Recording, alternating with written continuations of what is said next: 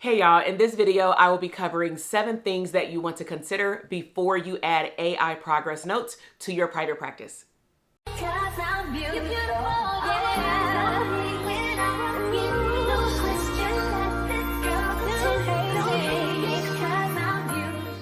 Hey, welcome back, y'all. My name is Dr. TK, so let's go ahead and hop into it.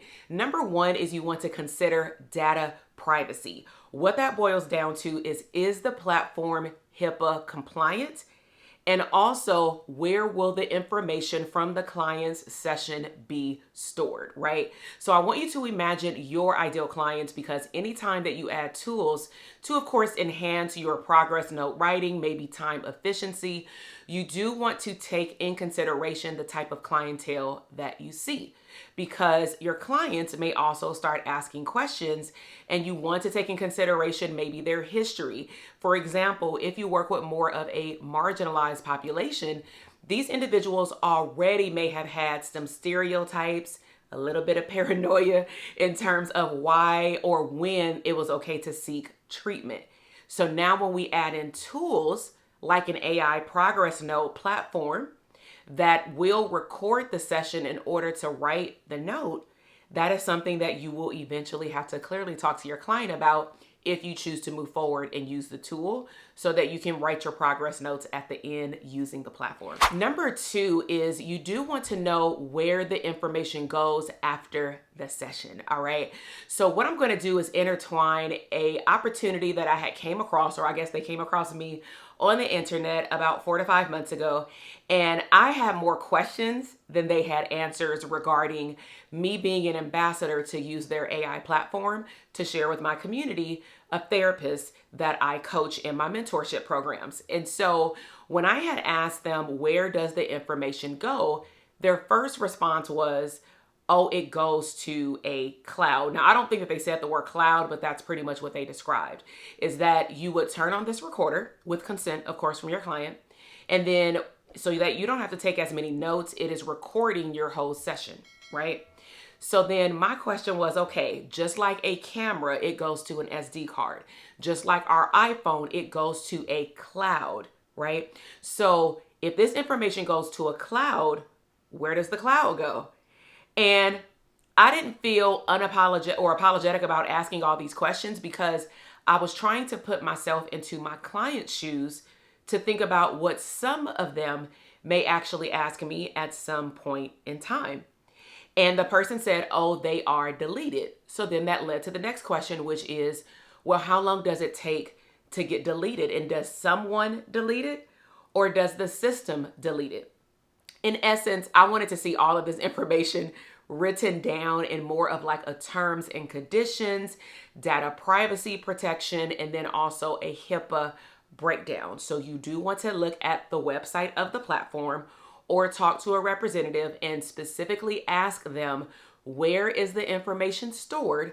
How long does it stay? And when it does get deleted, where does it go? Okay, number 3 is one that I would have never thought about, which is who has ownership of the data, right? So we may be assuming as mental health providers that we own the data because it's our progress note, because it's our client. But remember, you're using their platform. So do I believe that these platforms will potentially say that it's their data? Of course not. But the reason why I'm bringing this up in a consideration is that this is something that you want to look for in the terms and conditions and the privacy on the website, or you actually write down all of your questions and talk to a representative. It is very similar to minors seeking mental health services. Even though I've seen adolescents or children under the age of 18, at the end of the day, by law, right, their parents have a level of privilege. Me and the kid try to keep confidentiality, but if the parent needs to file for them to go to court or something like that, and I may try to fight for the kid so that I can write a progress letter, at the end of the day, the child, the minor, unless it's extenuating circumstances, right, or legal gets involved, the primary caregiver, according to the court, has the rights. So that is something that you want to consider and look for is there any information around the information that's written in a chart or these progress notes are still mine.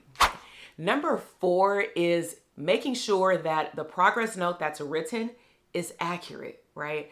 So this is where it gets into customization, and I'm gonna get into customization in another item. But when it comes down to making sure that the information is accurate, this is where I would say for your due diligence, you want to test it out. So you can go as far as doing a role play.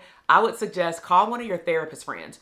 Do not test this out on a real client, because this is what's going to happen. You're going to have the client sign the consent form to use the AI tool. You're going to record their session. They're going to expect it every session potentially.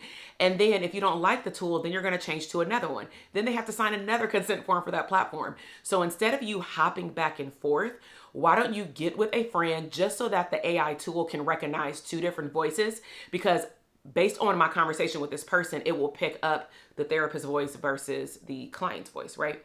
So you do want to be able at the end to look at the computer where the AI has created this note, and you want to make sure that it's accurate, but not just accurate with your voice tone or the words that you're choosing to use, or capturing your language around strategies and coping skills and evidence-based practices, but you also want to make sure that it's written in the format that is conducive to how you want to write progress notes in your private practice. For example, some people write according to GURP. Some people write according to SOAP. And so based on how you want to write your progress notes, that's also something you want to consider, which again, I'll get into in another topic, which is customization. But also when you read it, did it accurately capture the main points of your session? Or did you get the AI system to save you time, and then you end up having to rewrite the note anyway? Now, of course, with any tool, I expect that you're probably going to have to train it. It's not you. But over time, you should have to do less work if you're paying for a different system for efficiency, right? All right, so number 5 is the customization. Can it be customized? So when you think about customization, you want to think about a few things. Your tone, the words that you use. For example, when I was working for the county, I used to use the word clinician because that's how we were trained. But when I worked at other sites, they said use therapist or your name. And so you don't want a note that uses different words interchangeably. You want to keep the same tone. And so you want to look at the website and see, can I customize it so that it uses certain words that I actually use? And maybe even after I see some maybe words that you don't use, maybe you can exclude it. Maybe you want to use the SOAP or the GURP format, right? So you do want to see at what level can you customize it, because that may be a deal breaker for you if you are recording yourself, but it still does what AI does, which means that it may have a mind on its own. So you definitely want to consider customization. All right, number 6 is cost efficiency, right? So why are you actually adding the Progress AI tool to your platform, to your EHR? Okay, so I'm going to insert something, shameless plug, but not really. The Dope Therapist Academy manifests a profitable private practice. That is our core program that sets the tone and the business foundation for our therapists to have a profitable operating system. In one of our segments of our framework, we talk about automation. And part of automation is creating a 5-minute, yeah, you heard me, 5-minute clickable note. So if you are one of my students, the question is, have you not created your 5-minute clickable note? Because if you've taken the time out, even for 15 to 20 minutes, just as you would to set up this AI system, after you see your client, it should literally take you 5 minutes to be able to write your progress note, right? So I can see some people saying, okay, we need the AI tool because maybe you have a higher caseload than most for whatever reason. Maybe you have different levels of therapists in your group practice and you want everybody's notes to be written the same. But then I would say, okay, well, don't you have to do training with interns or licensed staff anyway? Don't you have to look over their notes anyway? So you want to ask yourself at the very end of looking at, do I want to create a shortcut for me to write my own progress notes my own way? Or should I use AI? And I'm not saying there's nothing wrong with AI, right? But I just want you to look at how you choose to run your practice, because sometimes we try to just dump money into a system thinking that that's going to solve the problem. But guess what? You still need to review the AI progress note anyway. You don't just download it, export it, and put it into your EHR without reading it. So if you have to read it and rewrite it and edit it multiple times beyond maybe a trial period of you training it with your voice and your strategies, let me ask you, are you really wasting time? Okay, so what I wanted to share with y'all, and I'm gonna pop it up right here. I'm gonna read something that came through this summer with one of our clients in our Dope Therapist Academy as it relates to our 5-minute clickable note. So she said, man, the way I breezed through my notes today, right? I watched the documentation video. I went through simple practice and tweaked the standard note with what I needed. I swear my notes bet not ever get backed up again. Thank you, Dr. TK. For real, reclaiming my time. So the systems that we teach in our program are like no other. We don't just talk about how to become a better therapist. I mean, you went to school for that. You got your internship hours for that. I'm sure you got plenty of 9-to-5 hours for that at a job. But what we want to teach you how to do is show up and be an abundant CEO, not to have a business, but to have a business, okay? And so I don't want you to no longer have a side hustle for a private practice. I want you to have a business as a private practice. And so if you want to learn more about what we can do for you and help you with for either a future private practice or maybe even your existing solo private practice, and you want to look for ways to grow, and you're really trying to like run on a hamster wheel and just nothing will change, then it may be your systems and your marketing, not necessarily clearly you, right? Because therapeutic skills is a different hat than running a business, all right? So make sure that you check the description box because we do have a boot camp coming up. We will be doing a 4-day boot camp to go through our BRAND framework, which stands for Blueprint, a map for your business; Reach, how do you reach your ideal clients; Automation, let's get those operating systems in place so you can leverage your time; Niche, what is your expertise so later on we can make more money; and then D is for Delegation, at least hire yourself an assistant or a VA because you have to leverage your time. So if you know you're missing one or more of any of those systems, or your private practice just isn't doing what it needs to do, you definitely want to come to our private practice bootcamp. All right. So let's go ahead and hop back into it. All right, so number 7 is probably the biggest one, and you probably were waiting for me to raise this flag, which should have been probably number 1, confidentiality. So I'm gonna pull in what happened with this particular company when I had more questions than they had answers, right? So I typically attract marginalized, mixed with affluent, depending on maybe if I'm at a physical office or I'm online. Mainly right now I am online. But I have served a wide range of children, adolescents, and adults. And a lot of them had a lot of negative stereotypes about mental health even before 2020, right? And a lot has not changed as of today, especially with Black and brown individuals. So I started to think about if I were to bring this AI tool into my private practice or into the community agency that I work with, and let's just say I do an intake and I just want to make sure that I captured everything. And those individuals are coming out of jail. They're coming off the street. So their level of paranoia is probably way different than even my regular private practice clients.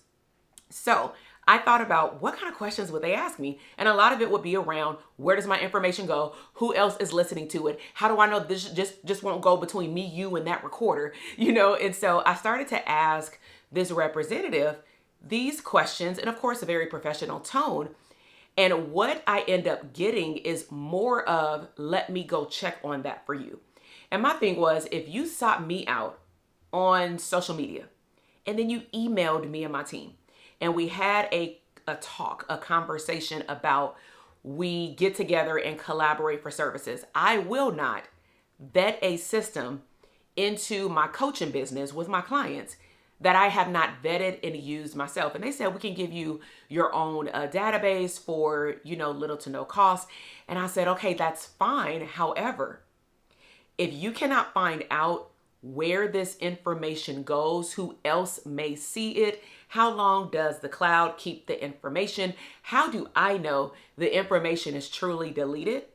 And I'm really asking 95% of these questions because these are the questions that my clientele and the clients that I coach as therapists in their private practice in the Dope Therapist Academy and other programs, these are some of the same clients that they work with as well.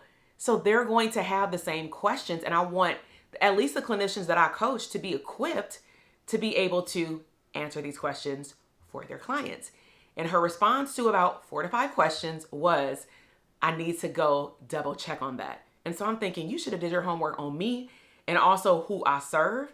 Because if you go to my website or you go to, watch a video of an event, you will see that we do have a diverse crowd, but I do mainly attract mostly clinicians of color. So if I attract mostly clinicians of color, and let's just say they watch some of my interviews with the clinicians of diverse backgrounds, ethnicity, and mental health backgrounds, right? They talk about the clientele that they serve. So if you even watched 1 or 2 interviews, you would say, wow, we really need to come from more of a culturally competent perspective and think about what are some red flags that these communities may have with AI systems that may prevent this clinician from adding it to their practice. So needless to say, your girl didn't vet the system. Am I saying that AI tools are not great? Absolutely not. I use AI tools even to help me think about the notes that I use for my podcast and my videos. But if we're talking about bringing in a third party like a client, and we're talking about the legalities of documentation in mental health, I don't know about you, but I want to make sure that a system that I bring in is HIPAA compliant and that my clients can agree that it's going to be in the best interest of treatment. For example, for me not to have to write so many notes and for us to be able to talk. So with that said, I hope that you really enjoyed this video. If you are new here, my name is Dr. TK, clinical psychologist and #1 therapist business coach for therapists all over the globe. We help therapists from solo private practice and our Dope Therapist Academy all the way up until our mastermind, which focuses on group practice, expansion, being a coach as a therapist, and so many more things. And so if you want to learn what's going on in our community, please make sure to come back, subscribe to the channel, like this video if it's been helpful, and please drop down what is one aha takeaway moment that you realized while you were listening to these 7 things to consider before you add AI to your progress notes system. All right. So I will see you in the next video. Until then, thank you for tuning in. Bye.